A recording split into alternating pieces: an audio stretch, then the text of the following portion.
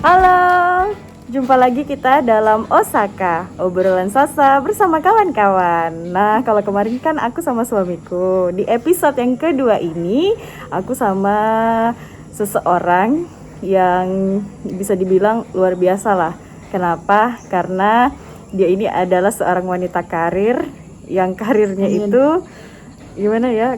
Luar biasa lah karena selalu mencari informasi-informasi ataupun berita yang disajikan kepada halayak ramai, kepada masyarakat, dan itu tentunya bukan hoax. Jadi memang berita-berita yang terupdate, kemudian yang sudah terupdate, terus terverifikasi, dan tentunya setiap hari kerjanya selalu jalan-jalan untuk ngejar narasumber ya Kak ya. Kenalkan Kak Delita. Kak, sapa dulu dong penonton kita. Apa kabar nih? Semoga sehat, tetap jaga prokes, jangan lupa pakai masker. Amazing. Sebelum kita masuk ke topik intinya, mau tanya dulu dong, gimana sih rasanya jadi reporter? Jadi reporter tuh mengasihkan, enak lah pokoknya. Enaknya gimana? Dibawa enjoy seperti pekerjaan adalah merupakan jiwa kita. Jadi kita harus mencintai pekerjaan itu sambil dibawa santai. Oh gitu. Kalau sudah deadline misalnya nih harus laporan ke pusat detik ini juga, gimana sih rasanya? Pasti shock gitu ya, pasti shock, pasti gugup. Ini seperti apa? Tapi ya dibawa santai aja. Akhirnya kan setiap masalah pasti ada solusinya. Oh mantap. Oke. Dan kali ini kita akan ngobrolin tentang wanita karir yang menghabiskan waktunya untuk karirnya sampai-sampai nggak bisa masak. Iya, kalau di zaman sekarang nih biasa lah nggak bisa masak ya. Karena saya sendiri sih bisanya paling masak air sama mie instan. Kalau kakak? Ya sejak dulu kan diajarkan untuk belajar masak. Identik perempuan harus belajar masak. Dari situ belajar masak, dipraktekkan, diuji coba. Apa sih yang kurang gitu kan? Contohnya itu yang paling mudah adalah masak air terus goreng tempe. Goreng tempe ini sebenarnya kalau dilihat ataupun juga sepintas itu gampang banget kata orang. Ternyata itu menurut saya tidak gampang karena tempe itu harus masak di dalam dan kalau kita memakannya itu garing. Jadi tidak ada istilah masak di luar tapi di dalamnya mentah. Nah, itu harus diperhatikan warnanya dan juga suhu panas minyaknya. Terus api. Maksudnya tidak boleh terlalu kuat. Jadi harus api kecil. Jadi harus dipertahankan suhu panasnya dan juga warnanya bisa lebih baik lagi. Gitu. Terus punya pengalaman kah Kak waktu goreng tempe? Mungkin pernah gagal atau sukses? Gagalnya dulu deh. Gagalnya dulu gosong. Itu karena apa? Karena ketiduran kah? Itu karena ngetik berita. Tunggu dulu gitu. Akhirnya gosong gitu kan. Ingin mempertahankan warnanya tapi ternyata gosong gitu. Hapus deh. Nah itulah, kadang aku juga kayak gitu sih kendalanya Kak. Kayak masak sayur, aku pikir ini udah mateng, udah kasih mati aja, ujung-ujungnya masih keras sayurnya. Ya gitulah. Tapi kalau menurut Kakak, kalau kita kayak begini gak bisa masak seadanya, itu gak apa-apa kah sebagai seorang perempuan? Menurut saya sih masak sederhana bagus aja sih, seperti masak sayur bening, yang bening-bening. Kita kembali ke alam aja karena di tengah pandemi Covid-19 ini kesehatan perlu dijaga dengan mengkonsumsi makanan yang alami, seperti sayur-sayuran itu harus bahasanya direbus atau masak air. Itu perlu dikerjakan, dilakukan terus. Begitu juga mungkin kalau makanan-makanan lain ataupun juga buah-buahan yang lain. Oh, berarti intinya kita tuh harus bisa masak tuh yang dasar gitu, seperti masak air, itu kan dasar ya. Apalagi kalau sekarang tuh ada ceret yang kalau airnya sudah mendidih bunyi tut. Artinya sudah masak. Artinya udah masak.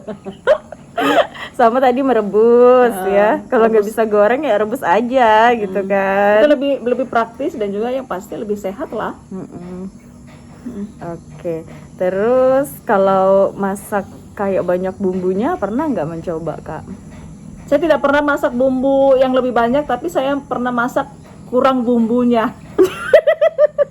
Jadi sopnya itu tidak ada rasanya, tidak enak lah pokoknya. Waduh, gagal lah pokoknya.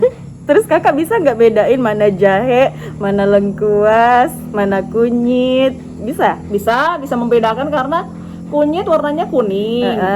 Terus kalau jahe itu warnanya agak putih-putih gitu. Terus kalau lengkuas itu dia seperti kemerah-merahan dan juga ada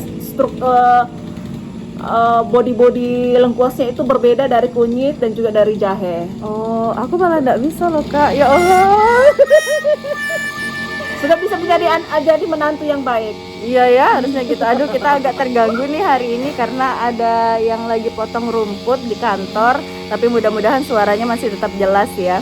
Jadi aku gitu, kalau aku tuh masih belum bisa nentuin bumbu-bumbu. Ya kalau masak seperti kayak apa ya, pelekok lah. Kalau istilah orang di luar pelekok itu mungkin rica-rica ya, Kak ya.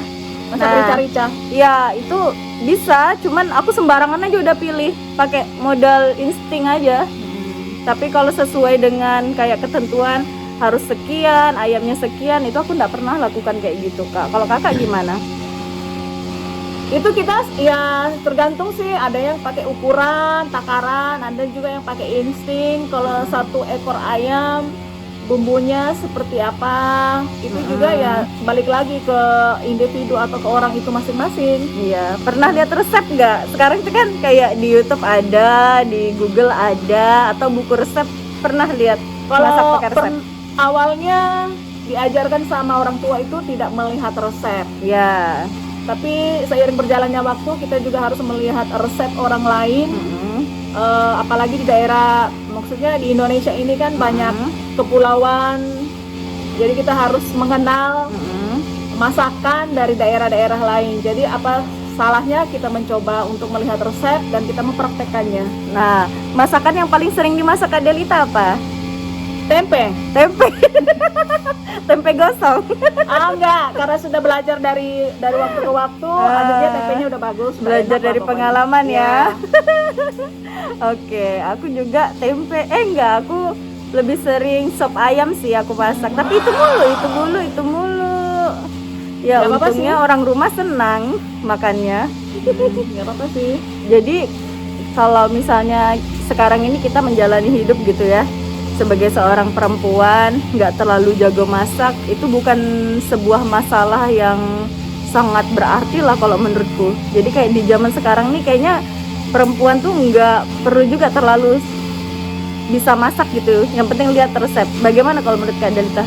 Sepaham nggak dengan aku? Atau harus bisa masak gitu? Ya, itu semua tergantung dari individu. Apalagi kalau misalnya suami keluarga menuntut istrinya atau pasangannya bisa masak, ya otomatis kita harus belajar masak. Tapi kalau misalnya ada pasangannya juga yang mengerti, memahami, dan saling menerima, saling memberi, nggak ada masalah sih menurut saya. Itu aja sih, semuanya tergantung dari kepribadian atau individu seseorang. Berarti kalau misalnya belum menikah, kita nanti cari suaminya tuh yang bisa menerima kita apa adanya ya? Ya, menerima apa adanya, yang mungkin kita nggak tahu, awalnya nggak tahu masak tapi akhirnya kita bisa masak. Itu kan semuanya berproses. Nah sekarang kan Kak Delita ini kan sibuk sebagai reporter, tiap hari cari berita ya, tiap hari. Terus kapan sih waktunya kadang untuk memilih masak tuh kapan? Habis selesai kerja. Habis selesai kerja? Ya, habis selesai kerja itu jam 5 sore, jam 17.00 WITA sudah selesai kerja, ke pasar. Terus? Ke pasar ya sudah masaklah, mulai masak di situ. Jadi ya bahasanya beli sendiri, masak sendiri, makan sendiri. Iya sih, aku juga kayak gitu. Jadi nikmatnya ya di situ, karena kita menikmati suasana hati, menikmati saat kita istirahat bersantai untuk menikmati masakan kita gitu. Betul. Lebih sering mana? Beli makanan di luar atau masak sendiri? Masak sendiri. Wih, jago dong kalau gitu ya. Artinya bisa masak nih. Kalau masak untuk ala rumah sih bisa. Ala rumah tuh selain tempe apa aja? Ya, misalnya kalau ikan digoreng, terus disambal manis pedas. Wow. Terus ya itu kalau tempe kan otomatis temannya tahu. Iya. Terus ikan goreng beri di sambal pedas, gitu aja sih. Ini kalau tingkat keahliannya dari level 1 sampai level 5 kayaknya Kak Delita ini udah level 4. Ya, bisa dikatakan begitu sih. Kalau aku mungkin level 2. Enggak juga. Ntar kalau misalnya kayak ada perayaan kan sebentar lagi kan Natal nih, beberapa bulan lagi tuh udah lama. Itu kalau Natal masak sendiri atau gimana beli? Masak sendiri. Masak sendiri? Dibantu sama siapa biasanya Kak? Ya sama orang tua. Ya maksudnya kalau adik-adik mau pengen pengen makan apa ya kita masak gitu. Kalau misalnya masak ayam rica ya kita masak ayam rica. Wih. Terus menu masakan favorit keluarga? Ayam rica. Ayam rica. Oh. Kakak masih ingat bumbunya apa aja? Masih. Apa aja tuh? Ya otomatis kan bawang putih, bawang merah. Terus kunyit. Kalau kita mau taruh jahe juga boleh. Kalau mau pedas juga boleh. Itu semua tergantung dari kita sih. Kalau kita mau senyaman, seenak mungkin, ya kita perhatikan juga rasanya, bumbunya, gitu aja. Aku jadi ingat ibuku pernah pesan sama aku Kak Del, katanya kalau masak tuh yang penting bawang merah dan bawang putihnya jangan pelit. Ya bisa ini sih, yang itu kembali lagi tadi. Kita mempunyai insting. Kalau misalnya 1 ekor ayam berapa bawang putih bawang merahnya, terus kalau mau pedas berapa cabenya ataupun lomboknya. Kalau mau bilang pedas banget boleh aja sih lomboknya 1 kilo gitu kan. Oke deh. Nah Kak Del, ada pesan nggak untuk penonton kita nih yang mungkin wanita karir juga tapi nggak bisa masak? Pesannya sih ya belajar aja. Tapi nggak perlu dipaksain ya kayaknya ya. Ya nggak perlu mengalir apa adanya, sesuai prosedur bertahap. Satu lagi, pernah nggak diolokin sama orang-orang sekitar karena nggak bisa masak? Pernah. Siapa Teman sekolah. Dibilangin kayak gimana? Anak mama atau masak atau makan aja katanya. Nggak apa-apa, yang penting banyak duit ya. Amin. Oke, terima kasih ya Kak Del sudah hadir di Osaka episode kedua. Terima kasih juga untuk Anda yang udah nonton. Jangan lupa like, subscribe, and comment. Bye. Bye. Thank you.